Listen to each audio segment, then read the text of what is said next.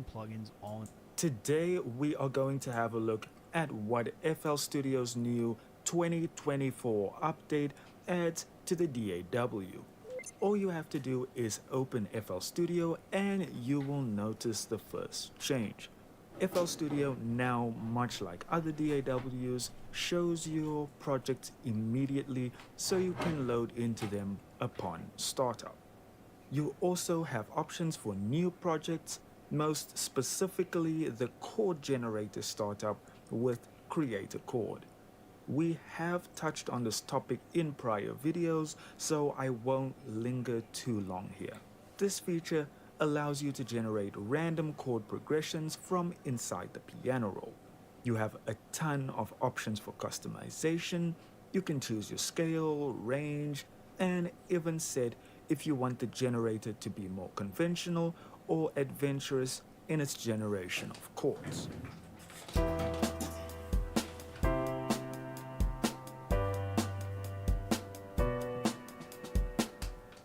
The chord generator is easily my favorite feature in this new update.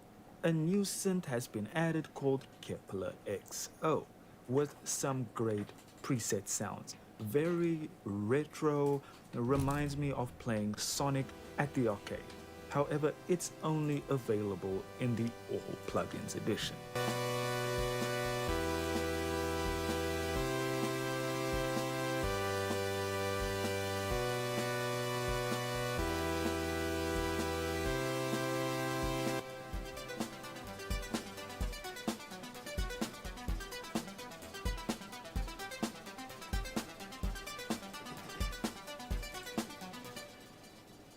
An effects plugin called Spreader has been added, and it allows for stereo enhancement without ruining your mono sound.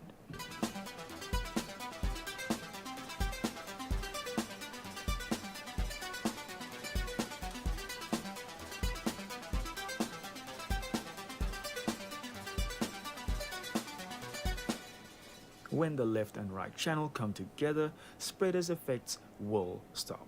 You have 3 knobs to control everything. I haven't really played around with it yet, but it sounds pretty damn cool. Sorry if I'm all over the place, but FL Studio is also now able to support clap plugins, which is an open source plugin format. So if you have any clap plugins, make sure to scan for new plugins and they will definitely pop up. Other DAW users might laugh, but a feature I love is that I can now press Shift and mouse wheel to scroll through the playlist. So satisfying.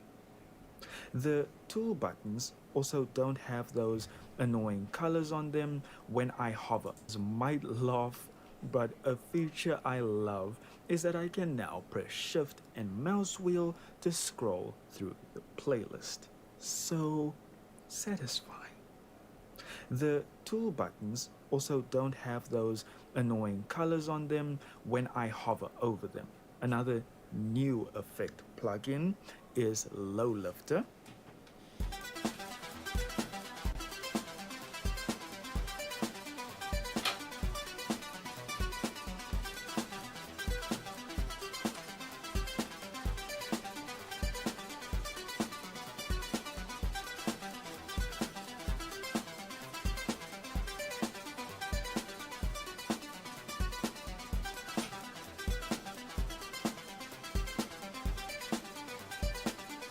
This here bad boy will add dynamics to your audio to give the feeling of a much stronger bass presence.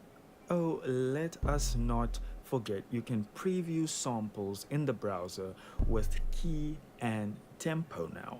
Your sample needs to have the correct metadata for this to work. I also nearly forgot to mention that the channel rack got a little bit more spice with note repeats.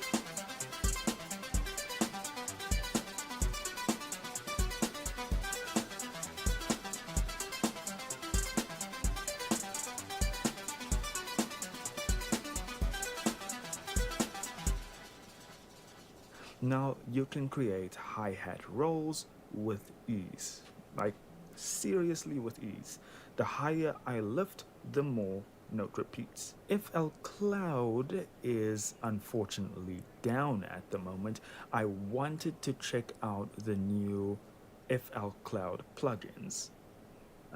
They are having some sort of technical difficulties. I didn't go into it to find out what really is happening, but I'm sure it won't last long, and maybe we can just check them out in another video. So I use Edison a lot, and it now comes with a new feature to remove background music, aka the music from the bar downstairs from my apartment, and keep the vocal. It works with the stem separation feature and is a rather useful tool for people who record in what we consider a noisy environment.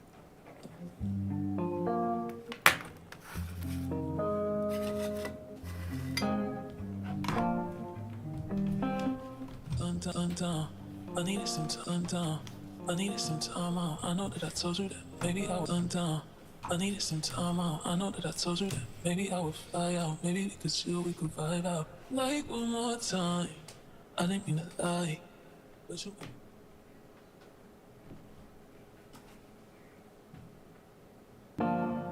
Okay, I was gone by sun. Guys, that is all I have for you today. If you enjoyed the video, hit like and subscribe, and thank you so. If you don't know how to make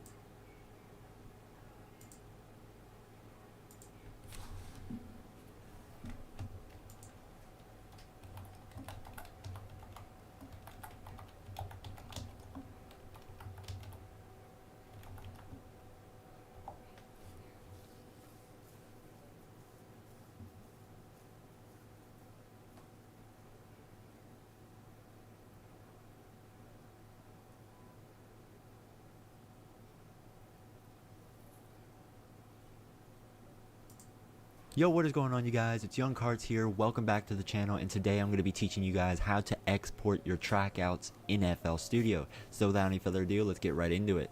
So here we are. We have our beat all nice and finished. It's ready to be uploaded to BeatStars, YouTube, SoundCloud, you name it. And we need to get our track outs, so if somebody decides to buy our beat, they can also download the track stems so they can go ahead, remix the beat, play around with the volumes of the different channels and so forth. So in order to actually export our track stems or track outs, you're going to go ahead, click on File, go to Export, you're going to select WAV file, and then in here you're going to create a new folder on your desktop, and I would suggest putting the beat name and then adding the BPM of the beat. Hit enter, and then we're going to go into that folder and we're going to make sure we save the file name as the beat name. So the beat name is highbeams.wav. Okay, .wav is the file format. Alright, we're gonna go ahead and click save into that folder, and really important, make sure you select split mixer tracks, because what that will do is it will export each track stem or track out one at a time, but all in one export, so you don't have to go through and export it each time on your own. It will just export it all at once. Okay, go ahead and click start, and then we have to wait for it to export, so I'll see you guys in the next clip. Alright, so now that our track stems are done exporting, what we can do is we can minimize FL Studio, go to our desktop, and we have our high beams folder. So we'll double click into it, and as you can see, these are all of the track outs or track stems. And we have 808, chords, clap, hi-hat, kick, melody, open hat, snare.